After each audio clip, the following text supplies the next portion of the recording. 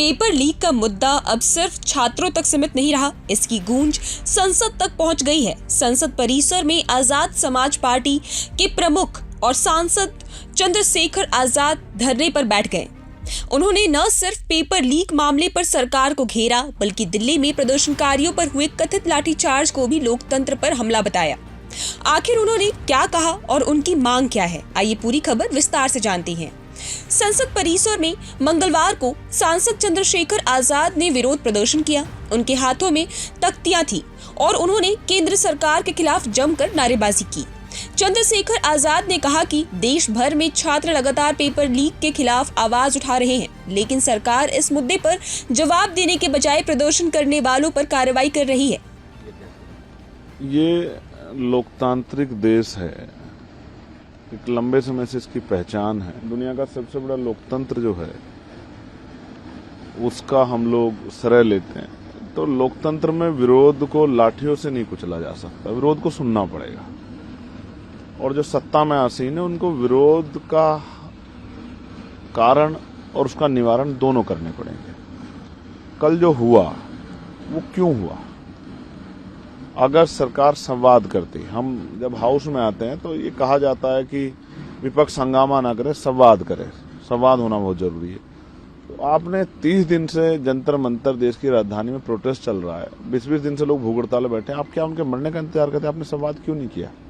और कल जब देश का नौजवान आ गया है सड़कों पे और फिर उसके साथ जिस तरह की ब्रुटलिटी हुई है, जिस तरह उसको पीटा गया है, आप अगर रोकना चाहते तो पैरों पे लाठी मार दो, लेकिन सर में लाठी मारने का, बच्चों को पीटा गया। जब रात मैंने वो विजुअल्स जाके देखे, क्योंकि जैमर लगे हुए थे, फोन नहीं मिल रहे थे, जब मैं गया अपने ऑफिस में और मैंने वो देखे तो मुझसे रहा नहीं गया। मुझे लगा कि जब वो भूखे प्यासे यहाँ जो है सड़कों पे घूम रहे हैं, फिर आंदोलन कर रहे हैं, तो मैं कैसे चुप रहूं? इसलिए मैंने तय किया कि मैं अपनी जिम्मेदारी को अदा करूंगा, मिट्टी का कर्ज अदा करूंगा, एक युवा होने का कर्ज अदा करूंगा और मैं भी बैठूंगा आंदोलन पे। और मैं रात से बैठा हूं, लेकिन कुदरत मेरी बड़ी परीक्षा ले रही है कि बारिश नहीं रुकी रात से, ना रुके बारिश। मैं एक भारतीय युवा हूं, युवाओं का दर्द समझता हूं और इस मिट्टी को का कर्ज उतारने के लिए, उन युवाओं के साथ खड़े होने के लिए जो आज भी आंदोलन बैठे हैं, उनको मदद करने के लिए, उनको सपोर्ट करने के लिए यहाँ बैठा हूं। और सरकार से आग्रह कर रहा हूं, देश के प्रधानमंत्री से, कि उन नौजवानों को सुने।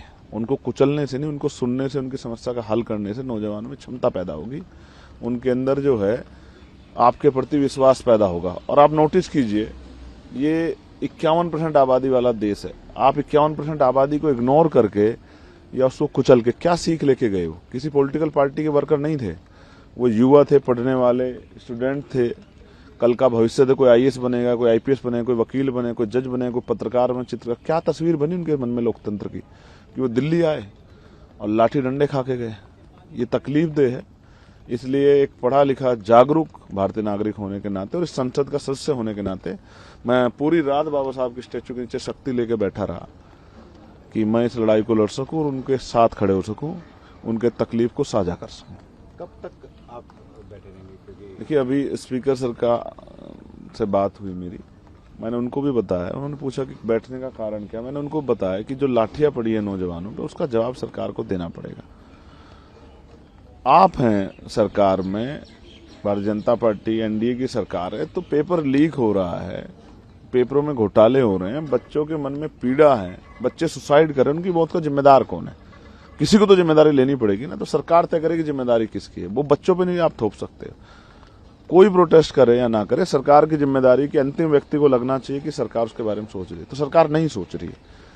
वो जंतर मंतर था, जलियांवाला बाग बनाया आपने उसको, वो जलियांवाला बाग नहीं था। आपने अन्याय किया, इस अन्याय का जवाब आपको देना पड़ेगा। मैं बात करूंगा जो मुझसे वार्ता करेगा, और जो बच्चों की डिमांड है मैं उन डिमांडों के बारे में जानना चाहता हूं कि उनकी मांगों पे क्या कर रहे हैं।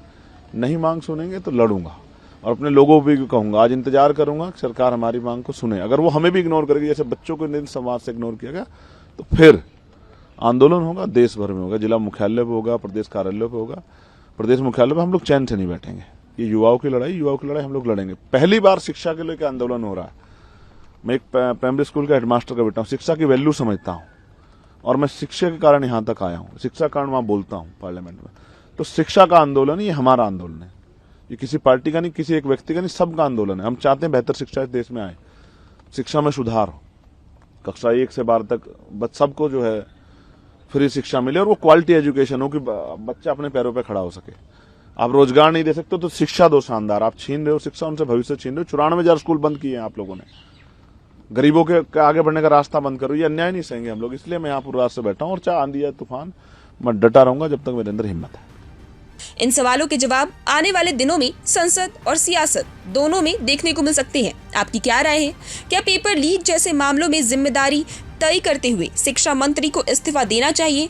अपनी राय हमें कमेंट सेक्शन में जरूर दें और ऐसी अपडेट्स पे जुड़े रहें हमारे साथ। आप देख रहे हैं प्रभात खबर। प्रभातखबर.com, विश्वास वही, रफ्तार नहीं।